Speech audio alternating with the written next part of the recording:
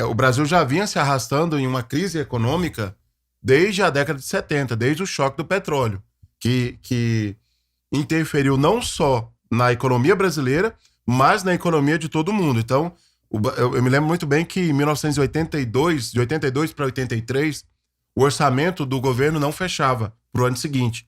E o Brasil teve que recorrer, o governo brasileiro teve que recorrer ao FMI, fez um empréstimo lá de 9 bilhões de dólares, porque não existia capital para que o governo desse continuidade, né? Tivesse verba para o ano seguinte.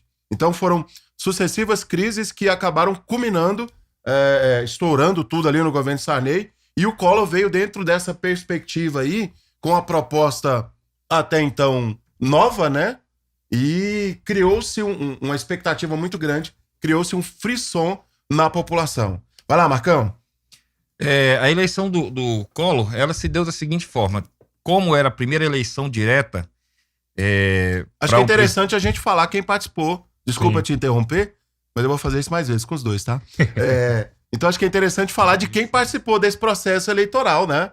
Vamos lá, vocês dois aí. Hoje eu sou o mediador aqui do... Eu tô com a lista aqui em mãos, ó. Sim, vamos lá. Afonso Camargo Neto, PTB. Afife Domingos, do PL. Antônio dos Santos Pedreira, do PPB.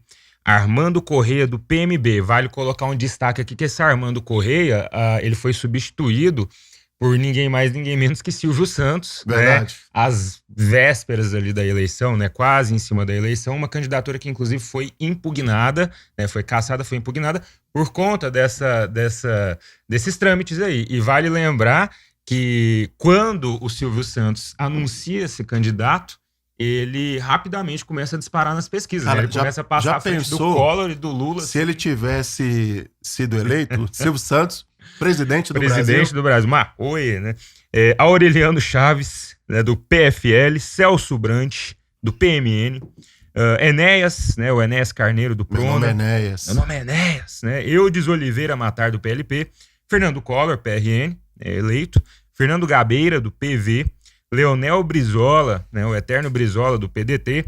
Lívia Mário Pio, do PN. Lula, PT, que foi para o segundo turno com o Collor. Manuel de Oliveira Horta, do PDC do B. Mário Covas, do PSDB. Marronzinho, do PSP. Paulo Gontijo, PP. Paulo Maluf, PDS. Roberto Freire, PCB. Ronaldo Caiado, né, atualmente governador do estado de Goiás, do PSD. Ulisses Guimarães, figura importantíssima na redemocratização, PMDB. Isamir José Teixeira, do PCN. Muitos nomes que na época eram pouco conhecidos, muitos nomes que continuaram desconhecidos algumas vezes, que participaram, né, um pouco, mas usaram essa eleição para se projetar, né? Sim. E aí, no fritar dos ovos, foram para o segundo turno Collor e Lula. Comenta um pouquinho sobre essa questão aí, Marcos. Sim, antes, só um complemento a respeito da lista aí, né? Você tem uma lista bem mesclada, né? De personagens famosos na política nacional e personagens totalmente desconhecidos, né? A eleição do Collor e a disputa, né, eleitoral entre o Collor e o Lula, ela teve como destaque principal o apoio da grande mídia ao Fernando Collor, certo? Uma coisa que destacou bastante, os debates entre os dois.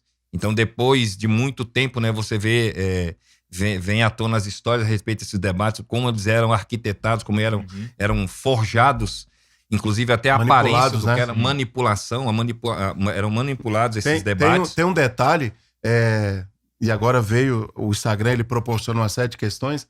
O Collor fez uma denúncia de que o Lula tinha um aparelho para tocar LP, tinha uma radiola. Não, o Lula tem uma radiola. Então, assim, para você ver o nível que essa disputa estava, né? Então, assim, uma coisa banal que qualquer cidadão brasileiro tem na sua casa. Não, o Lula tem um toca-disco em casa. É inadmissível, né? Aquela imagem do socialista, né? Era o socialista de iPhone na época, era socialista de radiola, de vitrola.